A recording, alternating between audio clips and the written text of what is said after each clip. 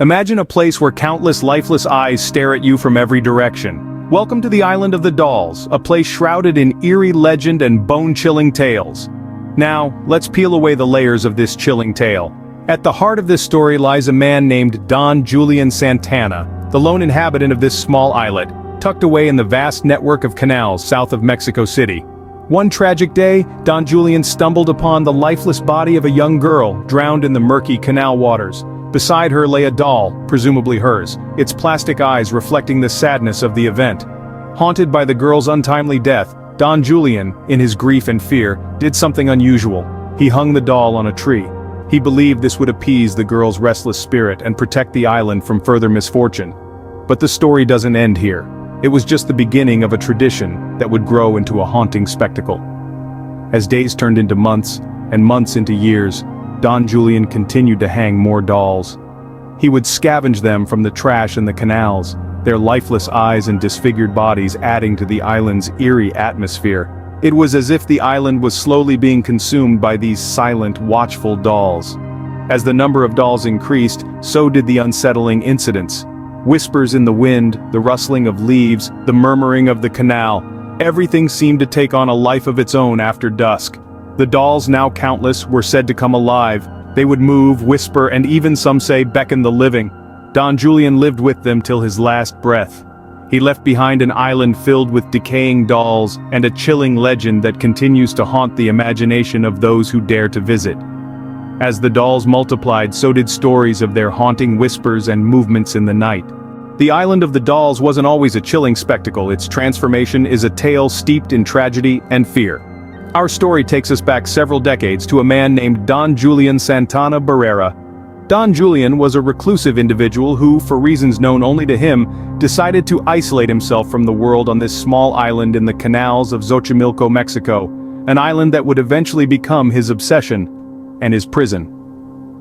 Don Julian's solitude was only broken by the company of dolls. He didn't just collect these dolls, he hung them from the trees, creating a silent audience to his lonely existence. But why dolls, you might ask?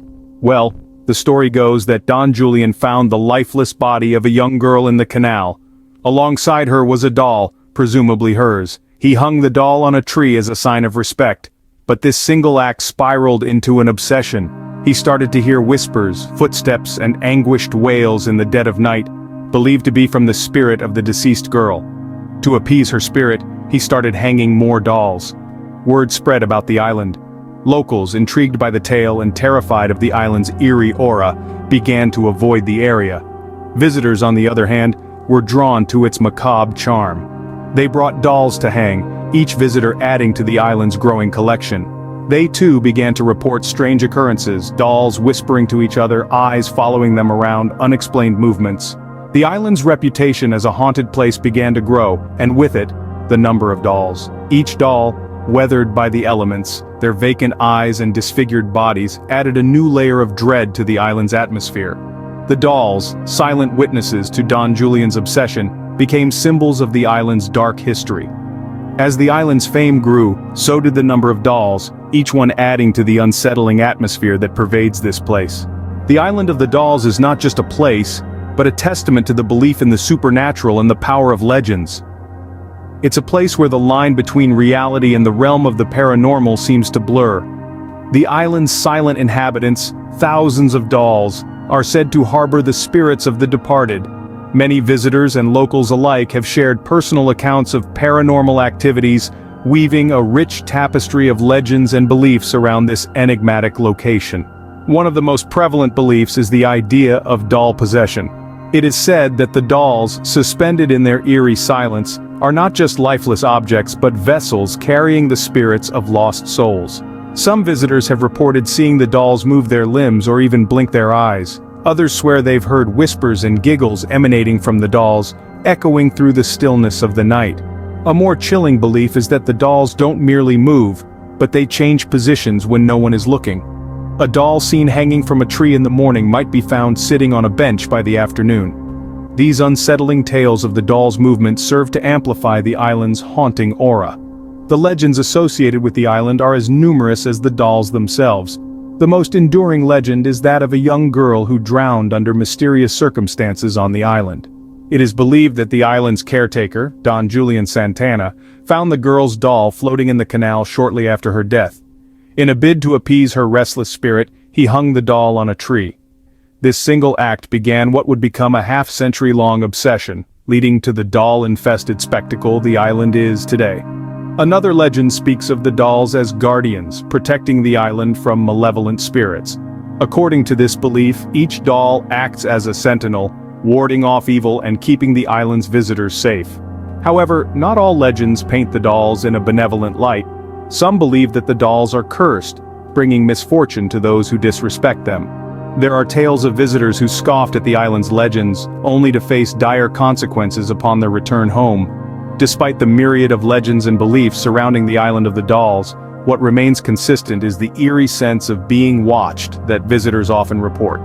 The dolls, with their vacant eyes and time-worn faces, seem to observe with an uncanny intensity.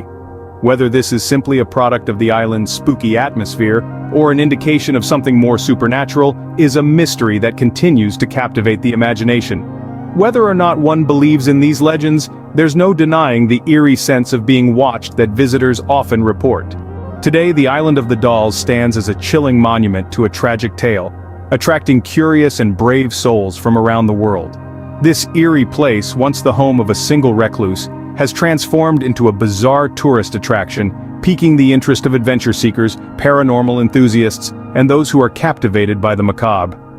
Visitors to the island often share a common sentiment, a sense of unease that pervades the air, a palpable heaviness that seems to linger amongst the trees and the countless unblinking eyes of the dolls.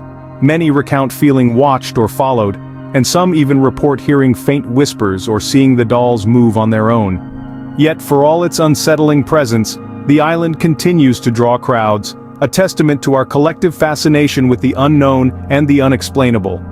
The island's notoriety has extended its reach beyond the shores of Mexico, featuring in numerous documentaries, television shows, and horror films.